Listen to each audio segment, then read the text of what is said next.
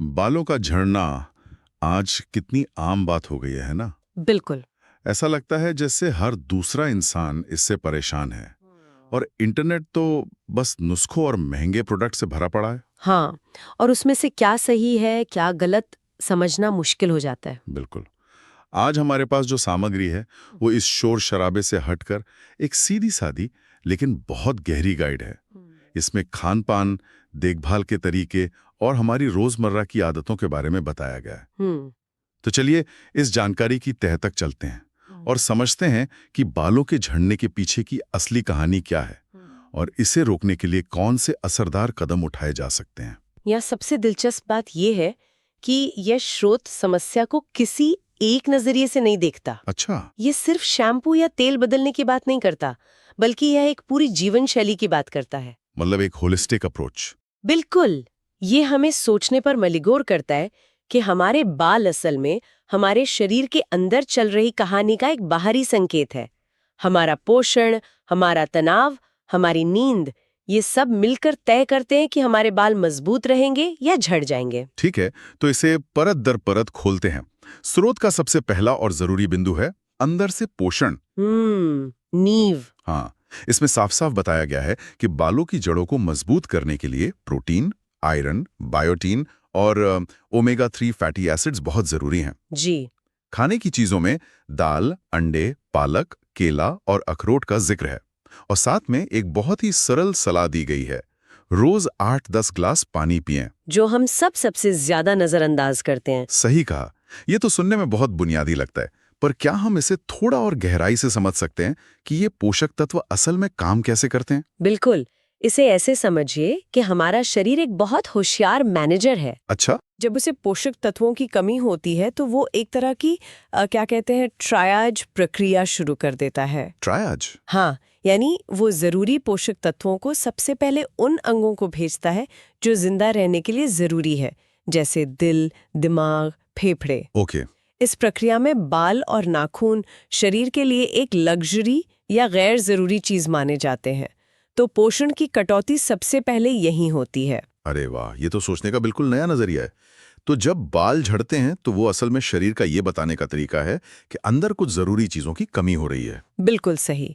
और जब हम पोषक तत्वों की बात करते हैं तो बाल खुद प्रोटीन से ही बने होते हैं, जिसे केराटिन कहते हैं। अगर डाइट में प्रोटीन ही कम होगा तो शरीर नए बाल कैसे बनाएगा? सही बात है। और आयरन का काम है हीमोग्लोबिन के जरिए बालों की जड़ों तक ऑक्सीजन पहुंचाना। अगर ऑक्सीजन नहीं पहुंचेगी तो जड़ें सांस कैसे लेंगी और कमजोर होकर टूट जाएंगी। एग्जैक्टली। बायोटिन और ओमेगा 3 फैटी एसिड्स स्कैल्प में सूजन को कम करते हैं और उसे स्वस्थ रखते हैं, जो बालों के विकास के लिए एक अच्छी जमीन तैयार करता है। मतलब अगर बालों के स्वास्थ्य को एक घर बनाने जैसा समझें तो प्रोटीन और आयरन उसकी ईंट और सीमेंट हैं। हाँ। बायोटीन और ओमेगा 3 पेंट और वायरिंग हैं जो घर को सुरक्षित रखते हैं, और पानी वो उस कंस्ट्रक्शन साइट तक सामान पहुंचाने वाला ट्रक है। बहुत बढ़िया उपमा है। बाहरी देखभाल तभी काम करती है जब अंदर की ये नींव मजबूत हो। और बाहरी देखभाल की बात करें तो यहाँ तेल मालिश पर बहुत जोर दिया गया है, हफ्ते में 2 से 3 बार, जो कि बहुत जरूरी है। स्रोत में नारियल तेल के साथ अरंडी का तेल या फिर प्याज का रस मिलाने का सुझाव है। कहा गया है कि मालिश से ब्लड सर्कुलेशन बढ़ता है। जी। मुझे हमेशा लगता था कि मालिश सिर्फ आराम और तनाव कम करने के लिए होती है। ये ब्लड सर्कुलेशन वाली बात क्या है? ये आराम से कहीं ज्यादा है। आपने जो घर बनाने वाली उपमा दी उसी को आगे बढ़ाते हैं। ओके। मान लीजिए आपने सबसे अच्छी क्वालिटी की ईंट, सीमेंट, मतलब पोषक तत्व मंगवा लिए, लेकिन वो ट्रक यानी खून उसे कंस्ट्रक्शन साइट यानी बालों की जड़ों तक पहुंचा ही नहीं पा रहा है। तो सामान का कोई फायदा नहीं। बिल्कुल। मालिश ठीक यही काम करती है। जब हम स्कैल्प की मालिश करते हैं तो हम असल में उन छोटी छोटी रक्त वाहिकाओं को उत्तेजित करते हैं, जिससे जड़ों तक खून का बहाव तेज हो जाता है। अच्छा। इसी खून के जरिए वो सारे पोषक तत्व जड़ों तक पहुंचते हैं। तो मालिश एक तरह से पोषण का लास्ट मील डिलीवरी सिस्टम है। तो इसका मतलब ये हुआ कि सिर्फ अच्छा तेल लगाना काफी नहीं, उसे सही तरीके से मालिश करके जड़ों तक पहुंचाना भी उतना ही जरूरी है। बिल्कुल। एक सवाल और है, क्या तेल का प्रकार बहुत मायने रखता है? बाजार में तो सैकड़ों तरह के तेल हैं। स्रोत के अनुसार नारियल तेल जैसे तेलों में फैटी एसिड्स होते हैं जो बालों के प्रोटीन के नुकसान को कम करते हैं। अरंडी के तेल में रिसिनोलिक एसिड होता है जो स्कैल्प के पीएच स्तर को संतुलित करने में मदद कर सकता है। लेकिन सच कहूं तो तेल से ज्यादा महत्वपूर्ण मालिश की प्रक्रिया है। हल्की उंगलियों से गोलाकार गति में की गई 5-10 मिनट की मालिश भी जड़ों को वो जरूरी उत्तेजना दे सकती है जिसकी उन्हें जरूरत है। तो अंदर से पोषण और बाहर से ब्लड सर्कुलेशन, ये तो नींव हो गई। हाँ, लेकिन स्रोत बताता है कि हम रोजाना अनजाने में इस नींव को कमजोर भी करते हैं, खासकर जब हम बाल धोते हैं। इसमें बाल धोने को लेकर कुछ खास नियम बताए गए हैं। हफ्ते में सिर्फ 2-3 बार शैम्पू, माइल्ड यानी हल्के शैम्पू का इस्तेमाल और बहुत गर्म पानी से बचना। जी। अब ये थोड़ा अव्यावहारिक लगता है, खासकर उन लोगों के लिए जो रोज जिम जाते हैं या जिनका काम बाहर धूल मिट्टी का है। ये एक बहुत ही आम और जरूरी सवाल है। इसे समझने के लिए हमें स्कैल्प के प्राकृतिक विज्ञान को समझना होगा। ओके। हमारी त्वचा, जिसमें स्कैल्प भी शामिल है, एक प्राकृतिक तेल पैदा करती है जिसे सीबम कहते हैं। सीबम, हाँ। ये सीबम बालों पर एक सुरक्षा कवच बनाता है, उन्हें नमी देता है और बाहरी नुकसान से बचाता है। जब हम रोज कठोर सल्फेट वाले शैम्पू इस्तेमाल करते हैं तो हम सिर्फ गंदगी नहीं बल्कि इस सुरक्षा कवच को भी धो डालते हैं। अच्छा। इससे बाल रूखे, बेजान और टूटने के लिए कमजोर हो जाते हैं। तो मतलब हम सफाई के चक्कर में अपने बालों का प्राकृतिक सुरक्षा तंत्र ही खत्म कर देते हैं। बिल्कुल। और गर्म पानी का क्या? सर्दियों में तो गर्म पानी से नहाने का मन करता है। गर्म पानी बालों की बाहरी परत, जिसे क्यूटिकल कहते हैं, को खोल देता है। ये क्यूटिकल छोटे छोटे टाइल्स की तरह एक दूसरे पर चढ़े होते हैं। जब ये खुल जाते हैं तो बालों के अंदर की नमी बाहर निकल जाती है और बाल कमजोर हो जाते हैं।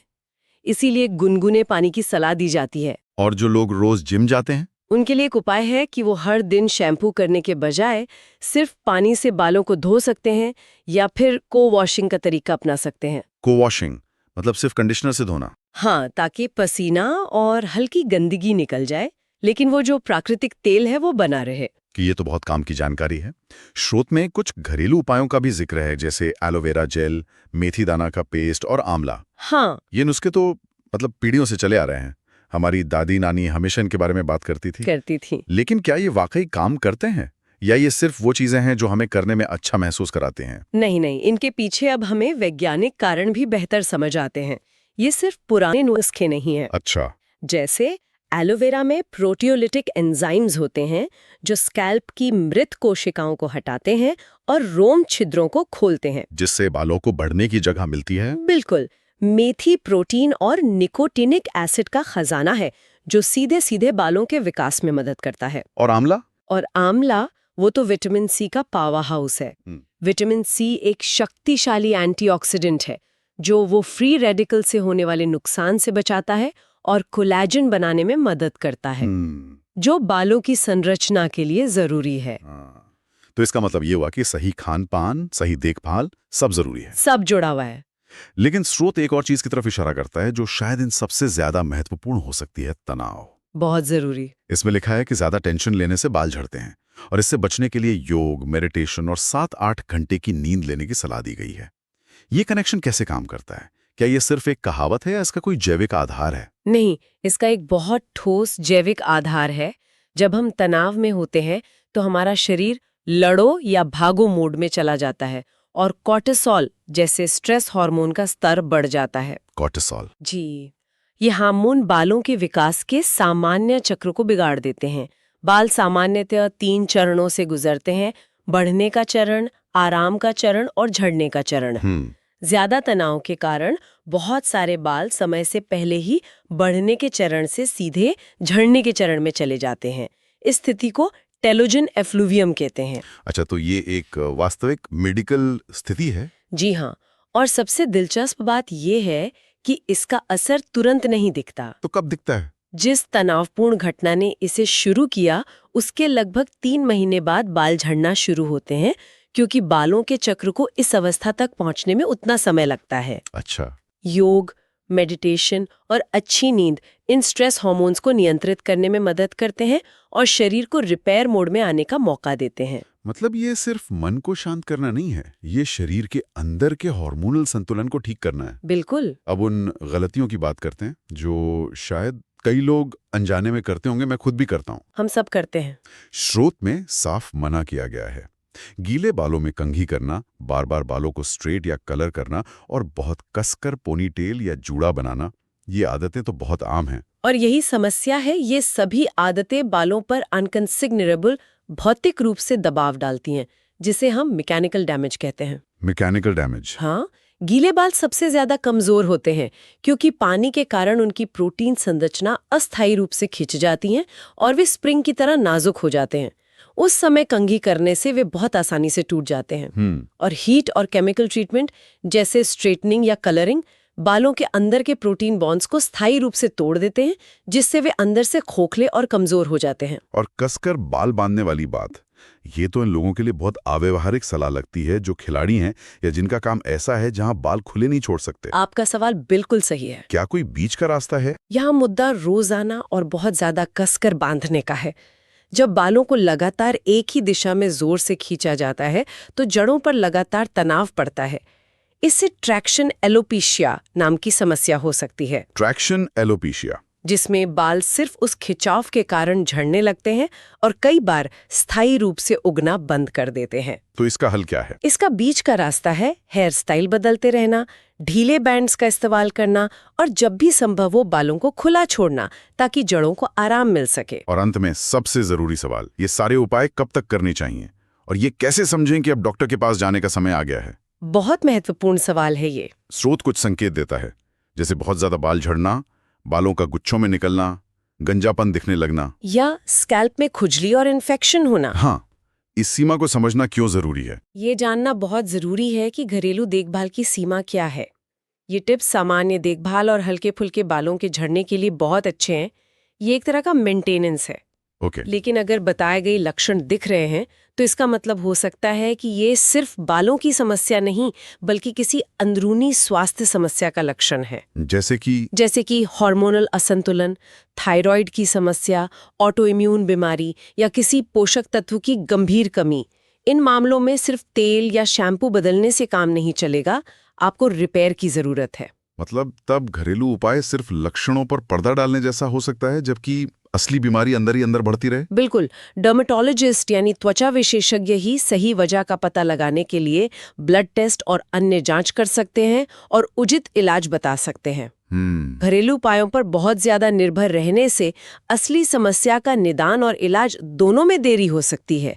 सही समय पर विशेषज्ञ की सलाह लेना सबसे समझदारी भरा कदम है। तो इस पूरी चर्चा का सार क्या है? अगर हमें इसे एक लाइन में समेटना हो, मुझे तो यही समझ आया कि बालों का झड़ना रोकने का कोई एक जादुई बटन नहीं है। यह एक समग्र दृष्टिकोण है।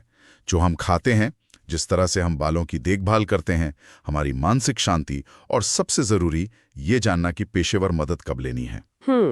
यह एक पूरी पहेली को जोड़ने जैसा है जिसका कोई एक टुकड़ा भी गायब नहीं होना चाहिए। बिल्कुल सही। यह किसी एक महंगे प्रोडक्ट को खरीदने से कहीं ज्यादा एक स्वस्थ और टिकाऊ दिनचर्या बनाने के बारे में है।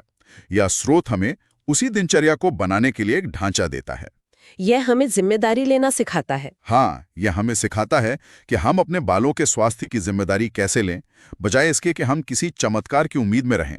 इस सारी जानकारी के बाद एक विचार मन में आ रहा है। बताइए। इन सभी आदतों को देखते हुए हमारा खानपान, हमारा तनाव, हमारी स्टाइलिंग की आदतें, किसी की दिनचर्या की वो कौन सी एक छोटी आदत हो सकती है जिसे बदलने से उसके बालों के स्वास्थ्य पर सबसे बड़ा और सबसे सकारात्मक असर पड़ सकता है? शायद इसका जवाब हर किसी के लिए अलग होगा। बिल्कुल, बहुत अलग होगा। ये सोचने वाली बात है।